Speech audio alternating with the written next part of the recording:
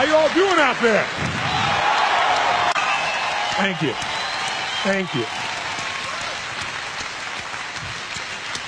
Thank you. I'm honored and I'm blown away, even though this is my 25th year plus doing this. I've been doing this for a quarter of a century now, which is quite amazing for me in the process. Thank you.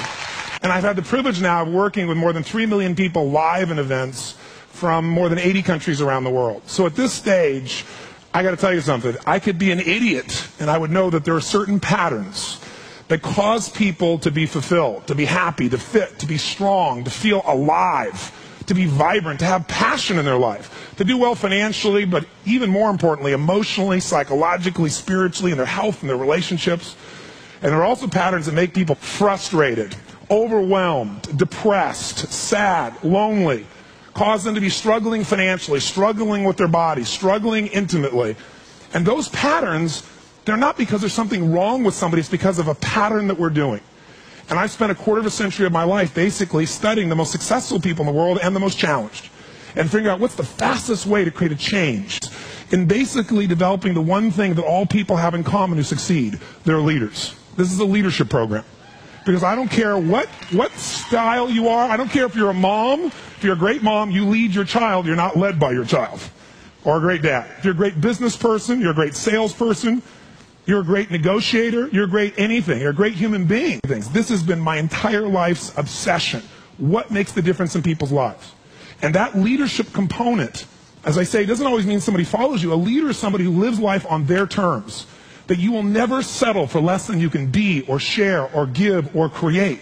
It's not what we get that makes us happy. It's who we become. How we live our life, who we are as a person. People can take away all the things, but who you become, no one can take away. And the problem is most of us are trying to be something we're not.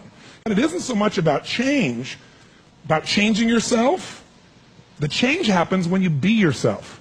Know thyself, that's the hard part for most people, and then be thyself. Because most of us in our lives, out of our desire for respect or achievement or love or connection or something, we've been trying to be the way we think we'd have to be in order to get that love, respect, appreciation, whatever it is we've been after at some unconscious level.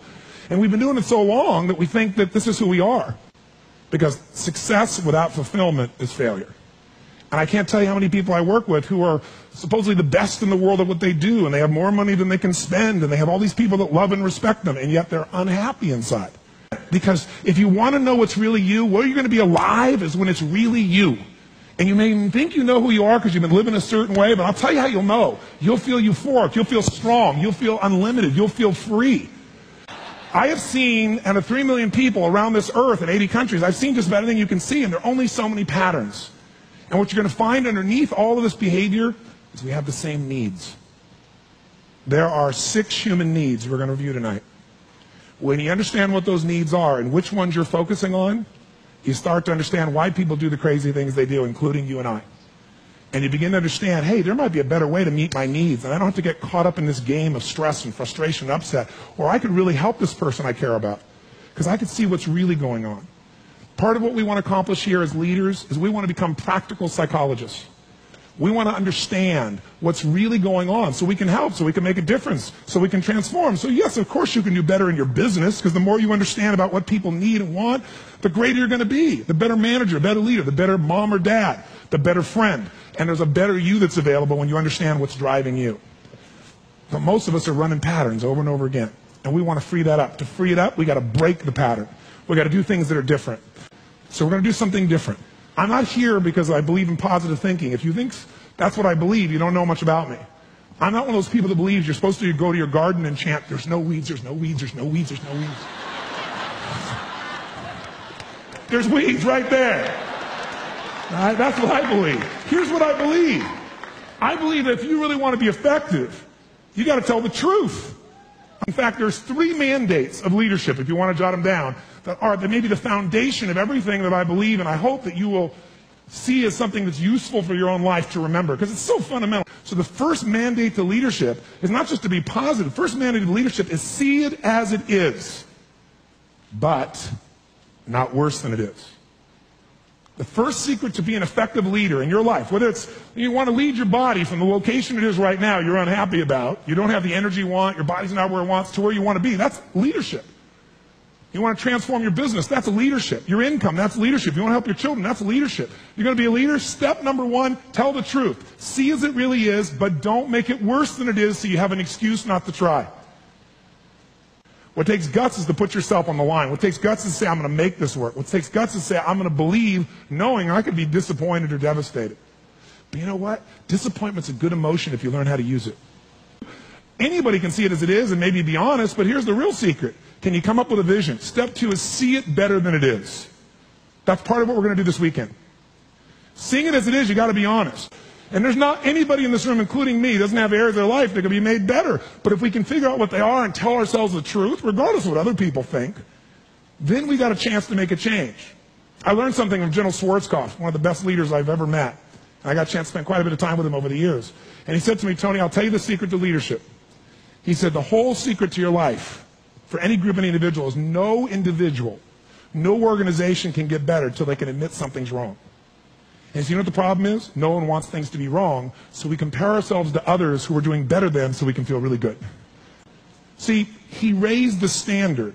He went to step two. Step two is you got to see it better than it is and set that as your standard. A standard is something you don't go for. It's not a goal. It's something you live, breathe, and find a way to get to no matter what. If there isn't a way, a leader makes the way. Is there a difference between should and must for you? Yes or no? You better believe there is. So when that standard is a must for you, you're going to find the way. Finally, the third key here is once you see it better than it is, make it that way.